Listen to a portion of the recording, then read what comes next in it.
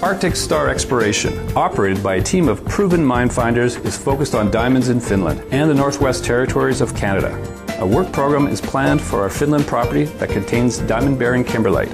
Arctic Star trades on the TSX Venture Exchange, symbol ADD, and the Frankfurt Exchange, symbol 82A1. Please visit our website at arcticstar.ca or call us at 604-689-1799.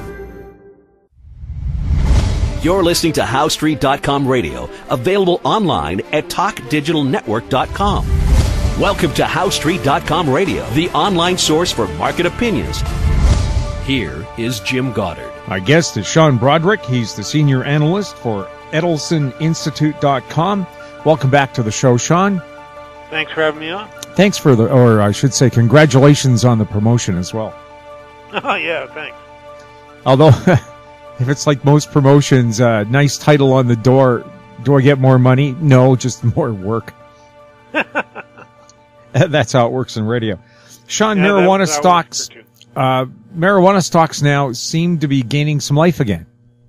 Yes, I mean, if you look at the HMMJ, which is the nice ETF you folks have up in Canada, which tracks a basket of marijuana stocks, it's really starting to lift off, and there are individual issues in that are doing very well indeed. I just recommended 2 more positions to subscribers to my Marijuana Millionaire publication, and we launched that in late June, and marijuana stocks promptly fell asleep, and so I'm sure many of my subscribers were left tapping their toes. But now things are waking up. Now things are looking good. So I think what's happening is people are anticipating stuff next year. Not only full legalization in Canada in the middle of summer, but also we are going to see more legalization across the United States on a state-by-state level. And so I think that anticipation is now starting to be priced in, and so that's why we're seeing activity in the marijuana stocks. Is it a good thing Jeff Sessions doesn't like marijuana simply because Trump doesn't seem to like him? Well, no. I mean, Jeff Sessions can still create a lot of trouble.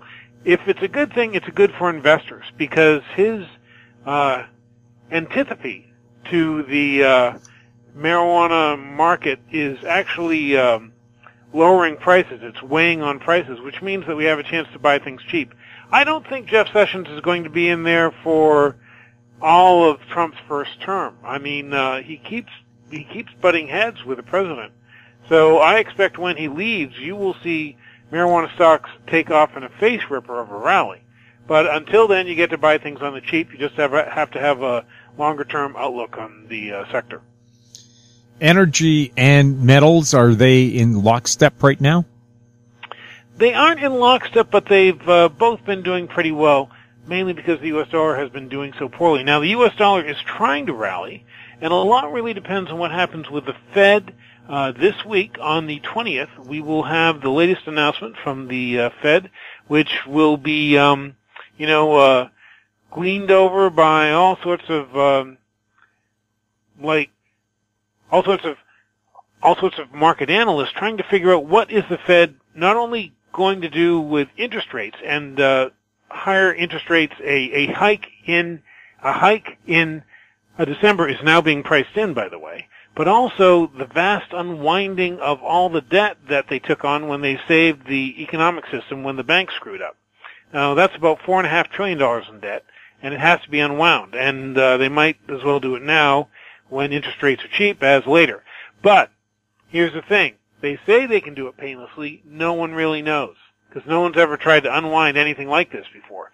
So that could lead to a lot of market volatility. So everybody's watching what the Fed says on the 20th, and that could have an impact on the U.S. dollar. That, in turn, will have an impact on oil and metals. By the way, this past Friday, I just spoke at the Metals Investor Forum in Vancouver, which was a great crowd. A lot of fun. In fact, I can send you a link if you want to put my presentation up, but there were other people presenting who I found fascinating, so it was a really good time. And I also got to talk to a whole bunch of small cap miners, explorers, developers. So it was a really good conference for that. And I know they'll be posting interviews with the small companies as well, just not right away. So people should keep their eyes peeled for that, because over the next couple of weeks they'll have some great videos coming out of that conference. And if you're interested in the small cap metal space, those companies working in silver, gold,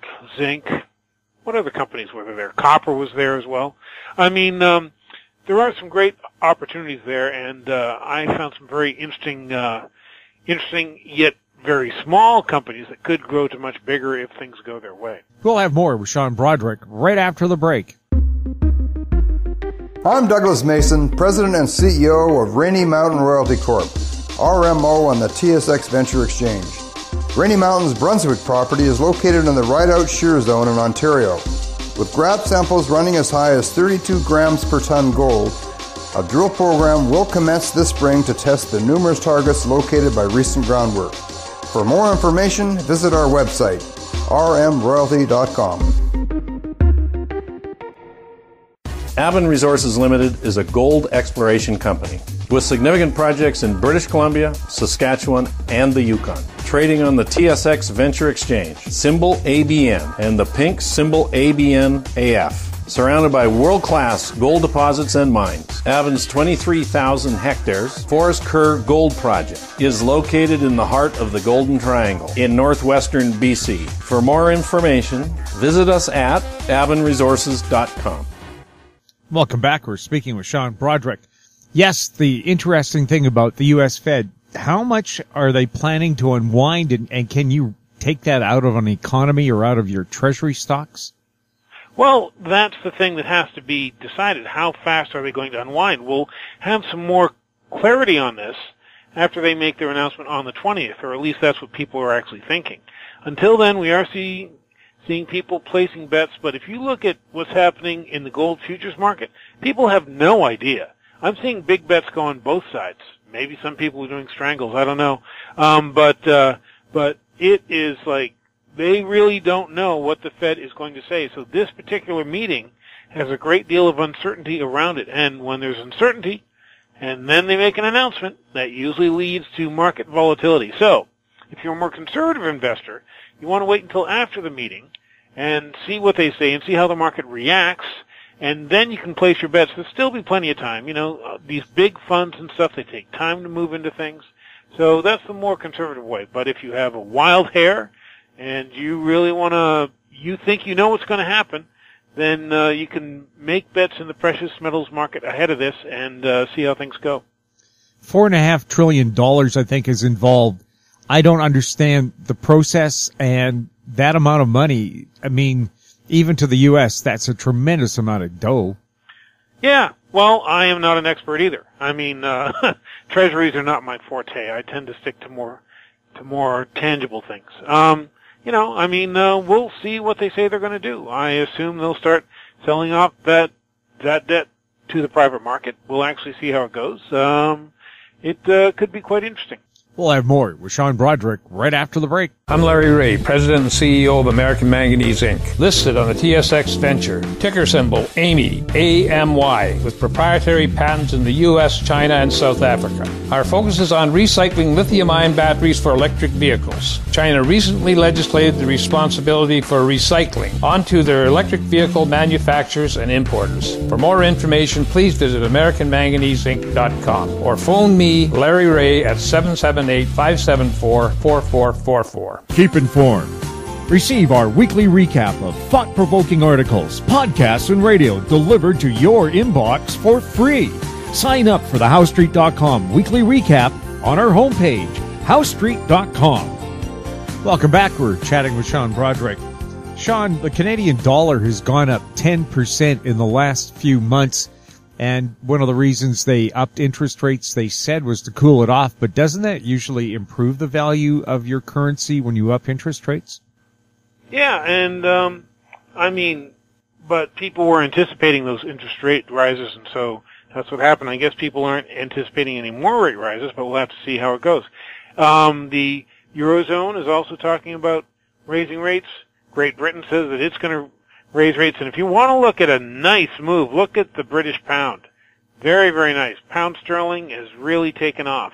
The one that is not doing well is the U.S. dollar, and that's because, people are not really expecting the Fed to do much of anything. That's why this meeting on the 20th could be such a real mover and shaker in the market, because if they do something, then we could see the U.S. dollar rally, and then other currencies, relatively speaking, go lower. So watch that. Now, the U.S. dollar has plenty of problems. I mean, they are talking about tax cuts, yet at the same time, for example, they just passed a defense spending bill, which was a new record. So it's very difficult to cut taxes and at the same time keep boosting spending and expect your currency to be worth anything at the end of the day. Also, something else that could affect the U.S. dollar and the U.S. economy is the fact that the Republicans are about to push through another repeal of the Affordable Care Act. They think they can do it. We'll see if they can. But if they do, that affects 1/6 of the U.S. economy. And how that affects it, I don't think they actually know. They aren't even going to let that be scored by the CBO, which normally that's the Congressional Budget Office. Normally they score these kinds of bills to see what kind of economic impact they would have, how much they would actually cost, and they're not allowing it to do that this time. Sean, is that a case of you can't handle the truth? Might be. And let's add to the mix as well, is that real GDP forecasts are really falling sharply. The Atlanta Fed's third quarter real GDP forecast has dropped 2.2% from the previous forecast of 3%. And I remember a time just a few weeks ago when it was over 3%. So that is falling really fast. And so we'll just have to watch that. But now, many people will say, well, if the GDP growth forecast is falling so fast, there's no way they can raise rates. Well, maybe they can, maybe they can't. Again, there is uncertainty in this market, and we'll have to see what happens with this. But there are so many variables and so many things that could shake things up that people should watch the words coming out of the Fed meeting on the 20th, because that could be very, very interesting. Now, I am longer term very bullish on gold. It wouldn't surprise me to see things pull back, but on the other hand, I'm seeing a lot of negativity priced into this market, so I might take the other side of that trade. We'll have to see. But so I think longer term gold will go higher. But the place where my subscribers are making their money now, at least making their open gains, because we aren't going to quite grab gains yet, is in the energy metals. They own things like SQM. They own Lithium Americas. They own Nemaska Lithium. They own Katanga Minerals, which is a big cobalt, or will be a big cobalt miner. And these are the stocks which have been just ramping up like roaring jet engines over the past few months. And they are just lifting off like nobody's business. So you don't have to watch gold waiting for it to take off when there are other metals that are doing extraordinarily well. You can also look at things like zinc and other stuff like that, places where there are real rallies. And it's all across the metal space, and I believe strongly that it will include silver and gold, but you don't have to watch those alone because there are other metals that are already doing quite well. Sean, thank you so much for chatting with us. Thanks. It's always a pleasure. My guest has been Sean Brodrick. He's the senior analyst for EdelSonInstitute.com. You're listening to HowStreet.com radio. Any questions for the show or our guests can be sent to info@HowStreet.com.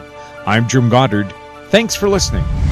Comments made on HowStreet.com radio are an expression of opinion only and should not be construed in any matter whatsoever as recommendations to buy or sell any financial instrument at any time. Available online at TalkDigitalNetwork.com. HowStreet.com Radio is a production of How Street Media Incorporated.